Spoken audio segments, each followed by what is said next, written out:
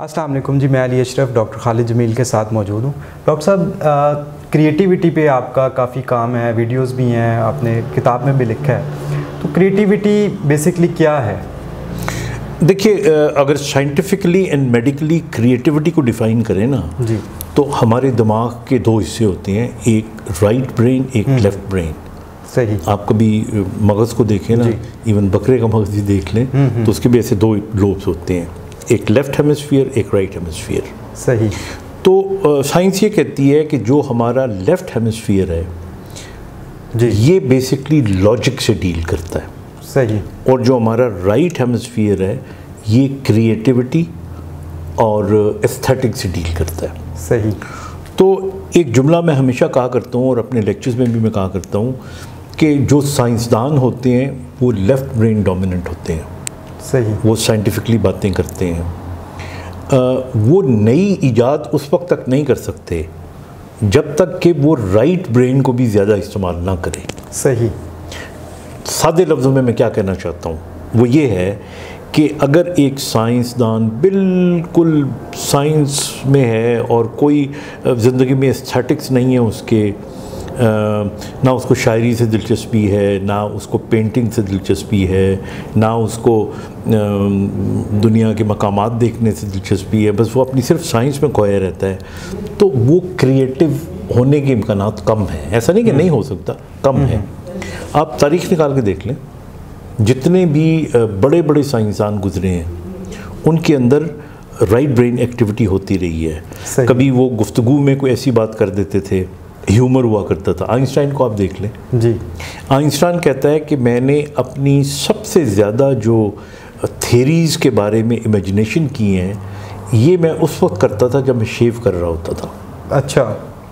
अब इस वक्त की क्या अहमियत है?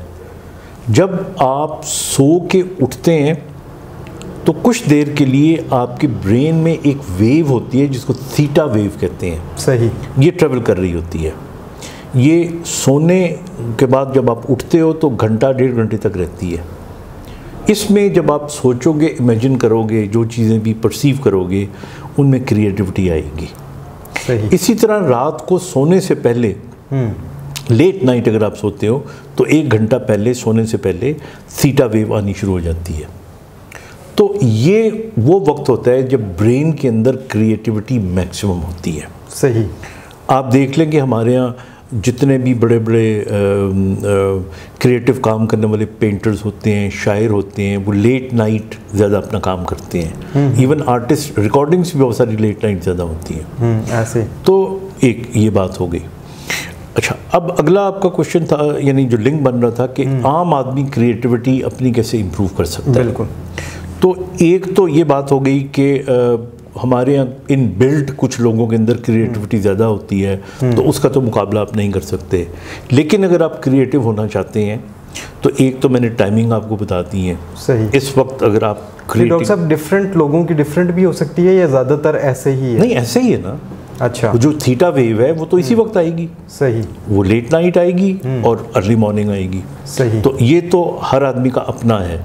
कुछ लोगों की बायोलॉजिकल क्लॉक भी डिफरेंट होती है, कुछ ज़्यादा, चाहे बायोलॉजिकल क्लॉक कुछ भी हो। सही। मैं तो वक्त की बात ही नहीं कर रहा, मैं तो बात कर रहा हूँ सोते वक्त से पहले, अच्छा, और उठने के बाद। ठीक है। तो इसलिए उससे कोई ताल्लुक ही नहीं है। तो एक तो ये तबका हो गया।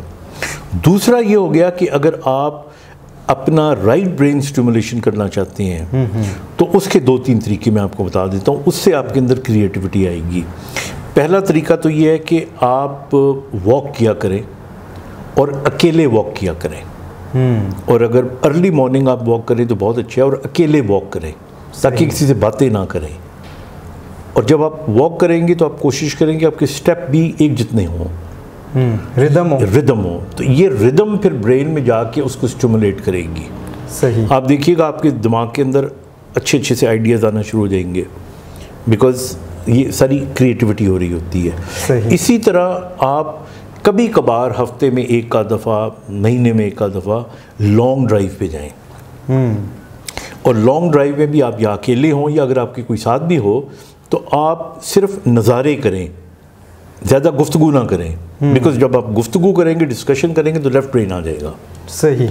तो आपने खुद भी देखा होगा कि बस में कभी बैठे हुए, ये ट्रेन में, ये कार में आप जा रहे हो और आप तन्हा हो, अकेले हो, तो बाहर आपको दरख्त नज़र आएंगे, आपको बिजली के खंभे नज़र आएंगे, और उन्हीं के अंदर आपको कभी कोई दोस्त याद आ जाएगा, कभी कोई भूला बिछड़ा काम याद आ जाएगा। बिल्कुल नहीं, और कोई कभी प्लानिंग बन जाएगी कि नहीं मैं यूं कर लूं, ऐसा कर लूं। तो ये आपके ब्रेन को क्रिएट करने के, आप बड़े हैरान होंगे। मैं पाकिस्तान हॉकी टीम का जो कमीशन था मेडिकल, उसका भी मैं हो रहा हूँ, मतलब I was like chairing that commission ji. तो मैंने वहाँ पे भी जो हमारे खिलाड़ी हुआ करते थे, तो उनको भी मैंने बड़ी डिफरेंट तरीके से एक ट्रेनिंग की। उन्हें मैंने कहा कि जो गोल करने वाले लोग होते हैं, यानी फॉरवर्ड जो होते हैं, जी जी, वो क्रिएटिव होते हैं, क्योंकि उन्होंने गोल क्रिएट करना है। नहीं, एंगल्स क्रिएट करने हैं तो क्रिएटिव हैं। तो उनकी एक्सरसाइजेज ये होनी चाहिए। जो डिफेंडर होते हैं वो क्रिएट नहीं कर रहे होते, वो लॉजिकली डिफेंड कर रहे होते हैं। तो उनकी एक्सरसाइजेज लेफ्ट ब्रेन वाली होनी चाहिए। तो ये ज़िंदगी में चलता रहता है, लेकिन जो लुब्बे लुबाब है सारी गुफ्तगू का वो यही है कि कुछ लोग तो जो पैदाइशी तौर पे क्रिएटिव होते हैं, उनका तो मुकाबला आप नहीं कर सकते, लेकिन ये एक दो तरीके मैंने बताए हैं इम्प्रूव करने के। बहुत शुक्रिया जी, थैंक यू वेरी मच।